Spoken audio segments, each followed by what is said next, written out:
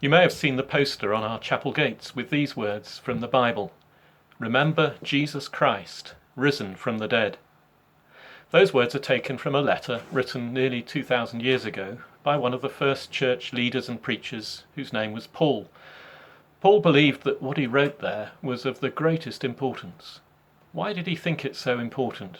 And what has it to say to us today? What Paul was saying is this: without the resurrection of Jesus, there is no Christianity. The fact that Jesus Christ rose from the dead on the third day after his crucifixion is an essential part of the Christian faith. In another letter to the church in Corinth, Paul wrote, "If Christ has not been raised, your faith is futile."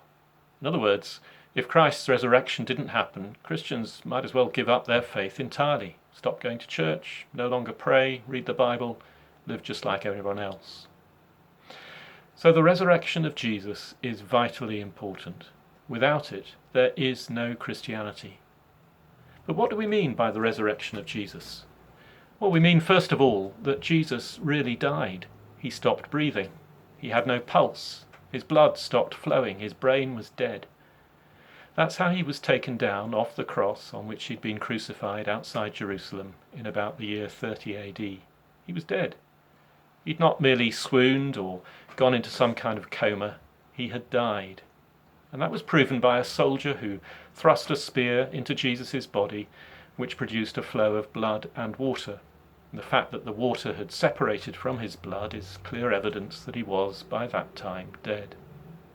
It was a corpse that they took down from the cross, and his body was not taken away and hidden by his disciples. In line with the tradition of the time, they wrapped his body in cloths and laid it in a tomb which had been cut out of the rock. And then an enormous stone was rolled across the entrance to the tomb.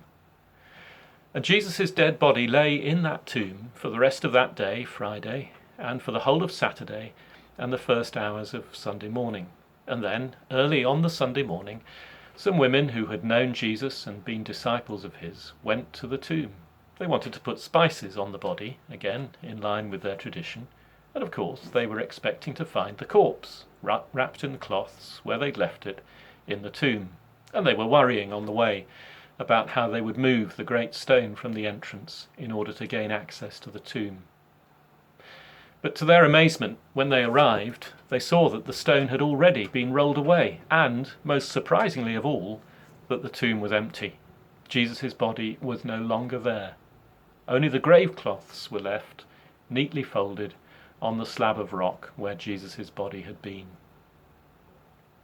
At first, the women assumed that the body had been moved elsewhere by somebody, and they were anxious to find out who had moved it and where it now was. But then everything changed.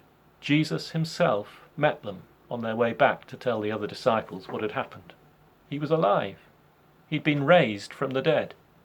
Afterwards, he met other disciples on several occasions. He spoke with them, instructed them about what they were to do next, and then, after 40 days, he ascended into heaven.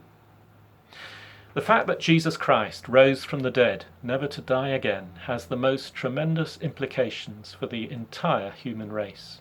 Jesus' resurrection is by far the most significant event in the history of the world.